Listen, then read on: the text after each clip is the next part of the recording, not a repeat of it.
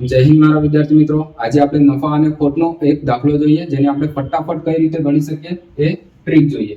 તો આપણો ક્વેશ્ચન જે છે એ ક્વેશ્ચન છે કે કોઈ એક વેપારી 4000 નો માલ ખરીદે છે અને અડધો માલ જે છે એ 10% નફાથી વેચે છે અને અડધો માલ કેટલા ટકા નફાથી વેચવા જોઈએ કે જેનાથી સંપૂર્ણપણે 25% નફો થાય. પહેલા તો જોઈએ કે આપણે 4000 માં એ માલ ખરીદે છે, સંપૂર્ણપણે પ્રોફિટ એને જોઈતે હોય એ છે 25%. એટલે 4000 નો 25% કરીએ એટલે કે 1000, એટલે કે ટોટલ એ વસ્તુને કેટલામાં વેચે?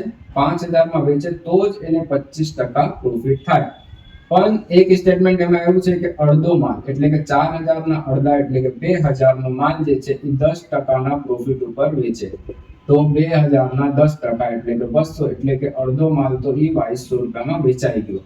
હવે 5000 પ્રોફિટ કમાવા છે, એમાંથી 2200 આવી ગયા એટલે વૈધો કેટલું આપણી જોડે? 2800 હજુ કમાવાના છે આપણને. પણ આપણી જોડે જે છે એ 2000 નો જ માલ વૈધો છે.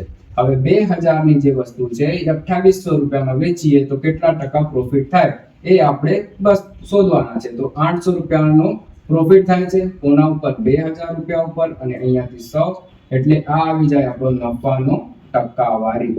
બસ આ જ ક્વેશ્ચન આપણથી પૂછ્યો છે. 2 0 થી 2 0, 1 0 થી 1 0 અને 2 ચોક્કા 8 અને 1 0, એટલે કે 40% નફા ઉપર એને અડધો માલ જે છે એ વેચવો જોઈએ. બસ આ રીતે એવા દાખલાઓને સોલ્વ કરી દેવાનો.